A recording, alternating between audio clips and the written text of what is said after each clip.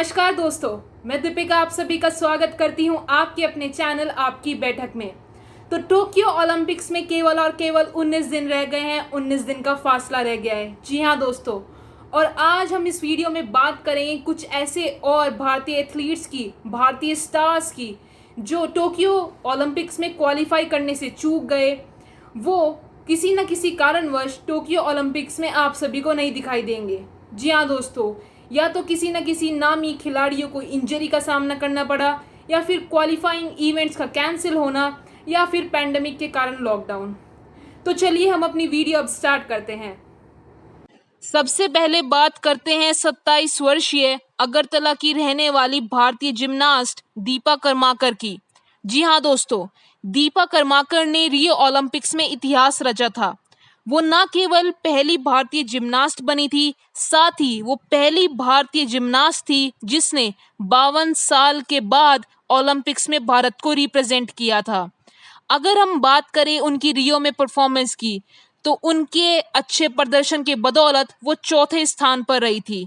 साथ ही उन्होंने प्रूडोनोवा वर्ल्ड के फाइनल्स में एक ऐसी लैंडिंग की थी जो उन्हें इतिहास में करने वाली 5वीं महिला जिम्नास्ट बनाता है। भारतीय फैंस उनसे काफी उम्मीद लगा रहे थे कि वो टोक्यो ओलंपिक्स में जरूर एक पोडियम फिनिश करेगी। जी हाँ दोस्तों, लेकिन वो ओलंपिक कोटा पाने में असफल रही, क्योंकि उन्हें काफ़ी क्वालिफिकेशन इवेंट्स को मिस करना पड़ा। एक तो पैंडेमिक के कारण और दूसरा उनके इंजरी कंसर्न्स के कारण। अगर हम बताएं, 2019 में दीपा कर्माकर को एक इंजरी का सामना करना पड़ा था, जिसके कारण वो 3 वर्ल्ड कप से बाहर हो गई थी। साथ ही 2020 में होने वाले 4 वर्ल्ड कप इवेंट्स पैंडेमिक के कारण कैंसिल हो गए थे। तो दीपा कर्माकर केवल और केवल 2 क्वालिफाइंग वर्ल्ड कप इवेंट्स में हिस्सा ले पाई थी, एक 2018 और दूसरा 2019। उसके बाद 2021 में होने वाली एशियन जिम्नास्टिक्स चैंपियनशिप पैंडेमिक के कारण रोक दी गई थी, जिसका मतलब 2019 चैंपियनशिप के रिजल्ट ओलंपिक कोटे के लिए काउंट होने थे। लेकिन वो चैंपियनशिप दीपा कर्माकर ने इंजरी के कारण मिस कर दिया था, जिसकी वजह से दीपा कर्माकर टोक्यो ओलंपिक्स में ओलंपिक कोटा हासिल करने में नाकाम रही। तो चलिए अब बात करते हैं अगले भारतीय खिलाड़ी की।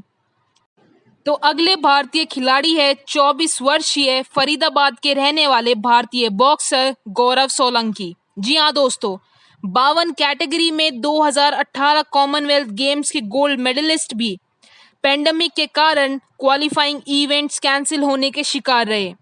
वैसे तो सोलंकी के पास एक सुनहरा मौका था टोक्यो ओलंपिक्स 2020 में अपनी जगह पक्की करने का, लेकिन जॉर्डन में हुए एशिया ओलंपिक बॉक्सिंग इवेंट में क्वार्टर फाइनल में उनका जो सामना था वो टॉप सीड मिराजिज़बेक मिर्जा खालीलोव से हो गया, जिनके खिलाफ उन्हें हार का सामना करना पड़ा।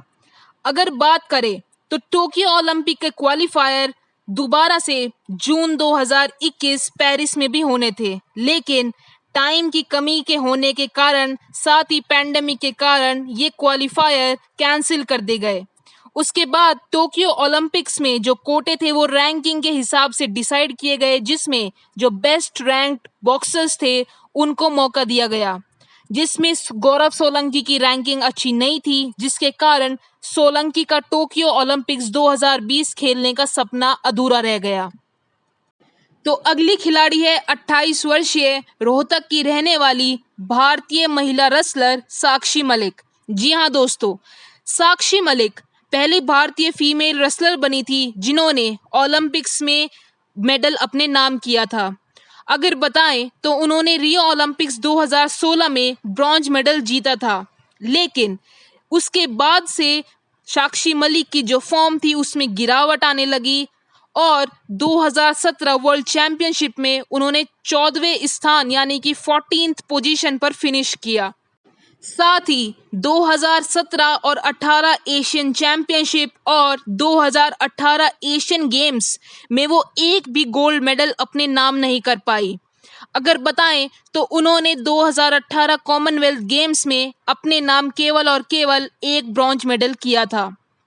साक्षी मलिक की फॉर्म में गिरावट देखते हुए wrestling federation of India WFI ने 2020 के शुरुआती समय में ट्रायल्स बुलवाए, जिसमें साक्षी मलिक को फाइनल्स में यंग स्टार सोनम मलिक से हार का सामना करना पड़ा, जिसके बाद से साक्षी मलिक का टोक्यो ओलंपिक्स में क्वालिफाई करने का सपना वहीं खत्म हो गया और वो टोक्यो ओलंपिक्स में क्वालिफाई नहीं कर पाई। अगले भारतीय स्टार है 28 वर्षीय गुंटूर के रहने वाले भारतीय बैडमिंटन खिलाड़ी किडंबी श्रीकांत। जी हाँ दोस्तों, किडंबी श्रीकांत को काफ़ी उम्मीद थी कि वो टोक्यो ओलंपिक्स 2020 में ज़रूर अपनी जगह बना लेंगे, लेकिन उनकी ये जो उम्मीद थी वो ख़त्म हुई जब बैडमिंटन वर्ल्ड फेडरेशन BWF ने अनाउंस किया कि जो बाकी बचे हुए क्वालिफायर इवेंट्स है, जिसमें इंडिया ओपन, मलेशिया ओपन और सिंगापुर ओपन आते हैं, वो कैंसिल कर दिए गए हैं और कोई इवेंट्स नहीं होगा 15 जून से पहले, जो कि तारीख थी क्वालिफाइंग डेट की। क्वालिफाइंग इवेंट से कैंसिल होने से सीधा सीधा ये मतलब निकला कि जो केवल टॉप 16 रैंकिंग शटलर्स है वही अपनी जगह टोक्यो में पक्की कर पाएंगे, जिसका मतलब ये था कि श्रीकांत टोक्यो में नहीं जा रहे हैं, क्योंकि श्रीकांत की रैंकिंग BWF मेंस सिंगल्स में 20 थी, जो कि टॉप 16 के अंदर नहीं पड़ रही थी, जिसके कारण किडंबी श्रीकांत की क्वालिफाई करने की सारी उम्मीद खत्म हो गई।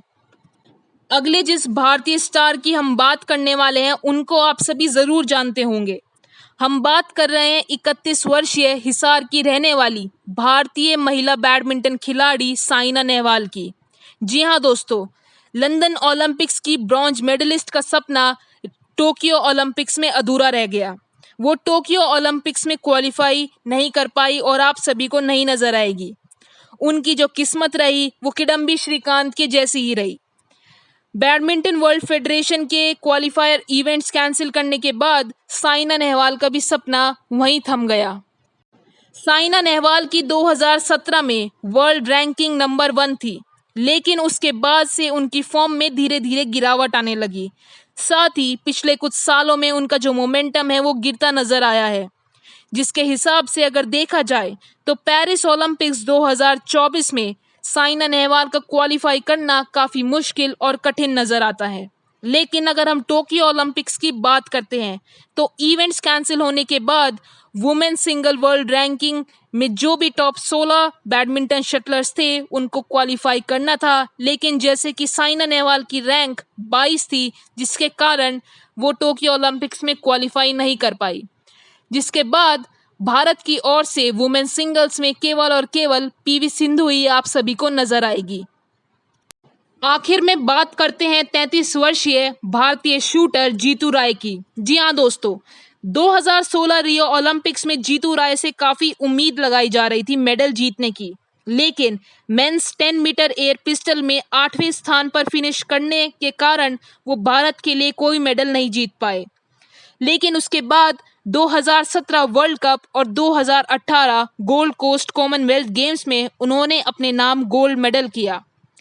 वो काफ़ी अच्छे कंटेंडर माने जा रहे थे टोक्यो ओलंपिक्स के लिए, लेकिन अपनी नेशनल टीम में कोई जगह ना होने के कारण वो टोक्यो ओलंपिक्स में भारत को रिप्रेजेंट नहीं कर पाएंगे और आप सभी को शूटिंग टीम में जीतू राय नहीं नज़र आएंगे। तो ये थी हमारी आज की वीडियो आप सभी के लिए। मुझे उम्मीद है कि आपको ये वीडियो देखकर काफ़ी मज़ा आया होगा।